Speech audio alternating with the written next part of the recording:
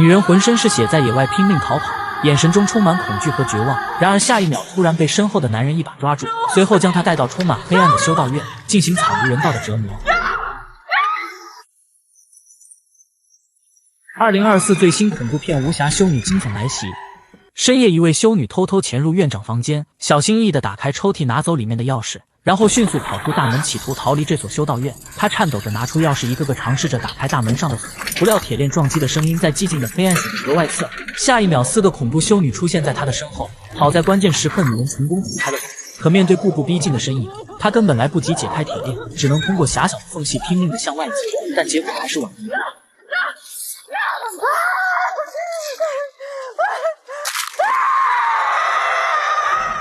当他再次醒来时，发现自己已经被对方活埋，伴随着一声惨叫，在绝望中饮恨西北。镜头一转，女主翠花在神父的邀请下，不远万里来到修道院。古老的建筑显得阴森恐怖，窗户暗淡无光，让人后背发凉，仿佛背后隐藏着不可告人的秘密。翠花和院长打过招呼后，一位叫伊莎贝尔的修女负责带她去房间。路上，她告诉翠花，这座历史悠久的修道院建立在一个巨大的地下墓穴之上，那里是禁区，任何人都不得进入。现在这里就是那些老修女进入天堂前的庇护所，她们大多数精神失常，一定要跟着他们的幻想走，否则他们会变得极其暴力，有的甚至会咬人。随后，翠花被安排在惨死的修女房间。这时，伊莎提醒她，这里并没有她想象的那么美好，每天工作又脏又累，还没有工资，劝她今晚最好不要去宣誓，如果离开的话，上帝也不会责怪你。翠花不明白她在说什么，表示自己已经做好一切准备。伊莎见她如此执着，只好转身离开。镜头一转，翠花换上修女服，在所有人的注视下走进教堂，终于见到了特德神父。由于翠花听不懂意大利语，在神父的翻译下完成了宣誓，最后向主教的戒指深深一吻，仪式完美落幕。晚饭时，神父和翠花聊起之前的往事，表示他曾是一位生物学家，可经过20多年的研究始终得不到突破，没想到因为一次偶然的机会成了神父。而翠花之所以成为虔诚的信徒，是因为在她12岁那年不小心掉进冰窖，医护人员赶到时，她的心跳已经停止了7分钟，但后来又奇迹般的活了过来。翠花认为是上帝给了她重生的机会，于是决定将自己的一生献给上帝。之前待过的修道院解散后，在特斯神父的推荐下才来到此地，所以得到神父的特别关注。随后翠花来到洗手间，突然听到教堂传来女人的哭声，她好奇地循声查看，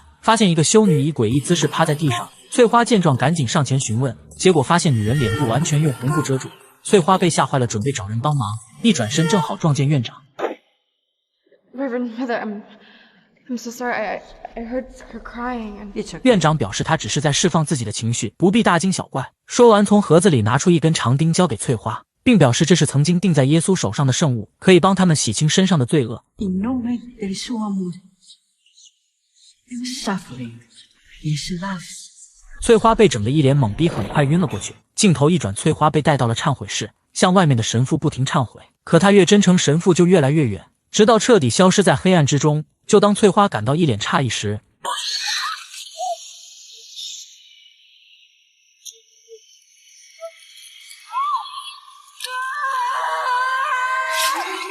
好在只是一场噩梦。可还没等她缓过神来，突然看到一个老修女站在门口。可当她打开灯后，人影又消失不见。第二天，翠花正式成为修道院的护工，每天不仅洗衣做饭，还要给老修女清洁身体和粪便，甚至还要学会杀鸡宰羊。一天下来，把翠花累得够呛，躺在床上倒头就睡。然而下一秒，昨晚那位老修女再次出现，二话不说直接剪断翠花一缕头发，嘴里还不停嘟囔着什么。翠花以为她精神出现了问题，并没在意，亲自把她送回自己房间。然而就当她给老人盖被子时，无意间发现她脚底有2个十字架的伤疤。翠花对此感到很疑惑，第二天洗澡时把这件事告诉了格温，可格温对此早就习以为常，根本不在乎这里的怪事，因为他的家庭情况很糟，来这里的目的只是为了能吃饱穿暖，有个像样的工作和住所，认为拯救苍生应该是男人的职责。听到男人，翠花突然感到一阵恶心。格温见状赶紧把她带到医务室进行检查，可结果却让她陷入沉思，因为她怀孕了。随后翠花被带到神父和主教面前，指责她没有遵守誓言保持贞操。可翠花坚称自己没碰过任何男人，而且刚来修道院，医生给她检查过身体。为了验证事实，修道院拿出珍藏多年的 B 超机，对她进行了更详细的检查。结果显示她确实是处子之身，但她也的确怀有身孕。主教对此感到无比震惊，认为这就是所谓的无罪之孕，她肚子里怀的是上帝之子。为了庆祝这神圣的时刻，修道院专门为她和上帝举办了婚礼。从此翠花走上人生巅峰，所有人把她当成圣母一样对待，吃饭时只有她坐下，其他人才敢坐下。几个月，翠花的妊娠反应越来越严重，甚至从嘴里吐出一颗牙齿。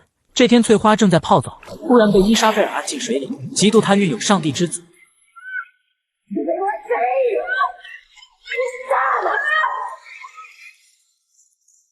好在紧急时刻其他修女赶到，这才将伊莎贝尔拉开。随后医生对胎儿进行了检查，还好并无大碍。可翠花对伊莎的话感到疑惑，不清楚她为什么这么说，怀疑背后藏着不可告人的秘密，认为自己不可能被上帝选中，更不相信狗屁的圣胎。为了查明真相，翠花决定找其他医生看看，可结果却遭到神父的反对，劝她不要将怀孕的事传出去，最安全的做法就是在这里安心养胎，等待救世主的诞生。离开医院后，翠花发现2个蒙面人正在楼上注视着自己，无时无刻都在监视着她的一举一动。下一秒，一名修女从楼顶坠落，翠花急忙上前查看，发现此人正是伊莎贝尔，整张脸被完全撕碎，死状极其惨烈。可奇怪的是，修道院并没有对伊莎贝尔的离奇死亡做出解释，只想尽快将其埋葬，草草了事。格温早就感觉这里不对劲，对伊莎的死感到无比愤怒，当着众人的面指责他们隐瞒事实。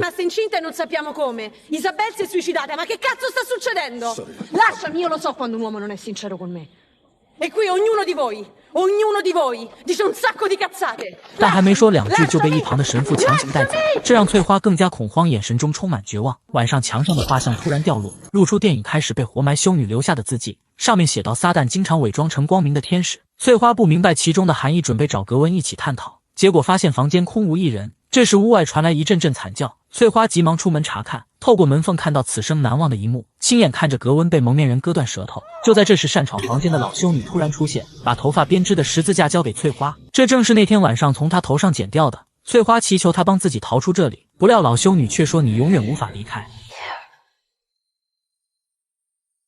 第二天，一阵惨叫打破清晨的宁静，刺耳的尖叫传遍每个角落。院长等人火速冲进翠花房间，发现翠花下体流出大量鲜血，好像是要流产的样子。可今天是周六，医生无法过来，为了拯救上帝之子，他们只好带翠花去医院进行治疗。院长抱着满是鲜血的床单不断祈祷，希望奇迹能再次出现。结果无意间在地上看到根鸡毛，低头一看，在床下发现一个带血的包裹，打开后发现里面竟是一只老母鸡。院长意识到被骗后，急忙给神父打去电话，向他揭穿翠花逃跑的阴谋。此时不知情的翠花还在努力演戏，直到神父命令司机停下车后，才意识到计划失败。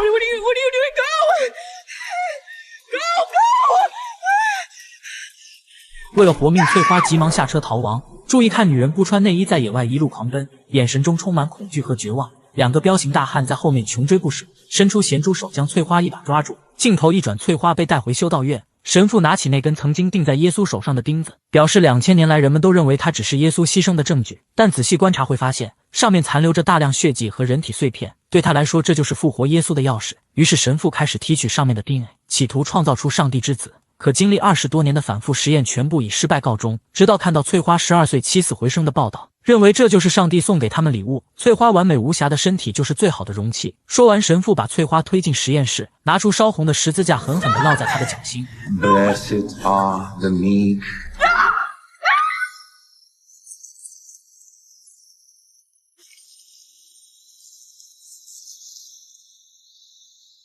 看来那位老修女也经历过同样的遭遇，甚至那些精神失常的老人都是他们的实验品，20年来都经历了惨无人道的折磨。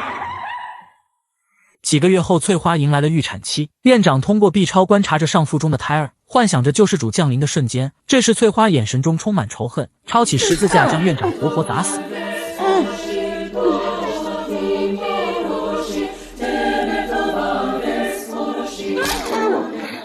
随后，翠花走出房间，开启虐杀视频。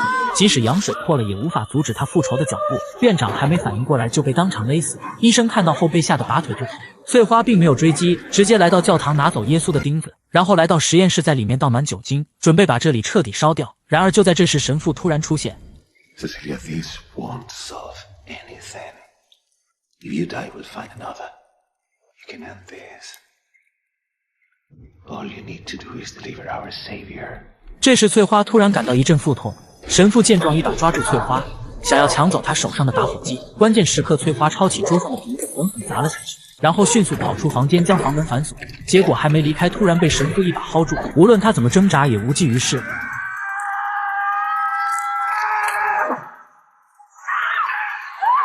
这时翠花突然发现从门缝溢出的酒精，急忙点燃打火机扔了下去。下一秒，神父被大火吞噬，发出撕心裂肺的惨叫。就当翠花以为一切结束时，神父突然撞开房门。翠花见状，急忙跑进地下墓穴，从里面找到一个手电筒继续逃亡。没想到里面像个巨大的迷宫一样，翠花忍着强烈的腹痛不断寻找出口。好在经过一段生死逃亡后，终于看到了希望。可就当他准备离开洞穴时，突然被神父一把拽住，将翠花按在地上，准备现场开刀。紧急时刻，翠花突然摸到那根铁钉，瞄准神父脖子狠狠刺了下去，大量鲜血喷涌而出。电影最后，翠花拖着疲惫的身体爬出洞穴，犹如凤凰涅槃，浴火重生。这时腹部传来一阵剧痛，翠花发出野兽般的咆哮，顺利生下所谓的上帝之子。可看着眼前的怪胎，翠花总感觉哪里不对，这根本不像正常的人类。咬断脐带后，毫不犹豫举起手中的石头，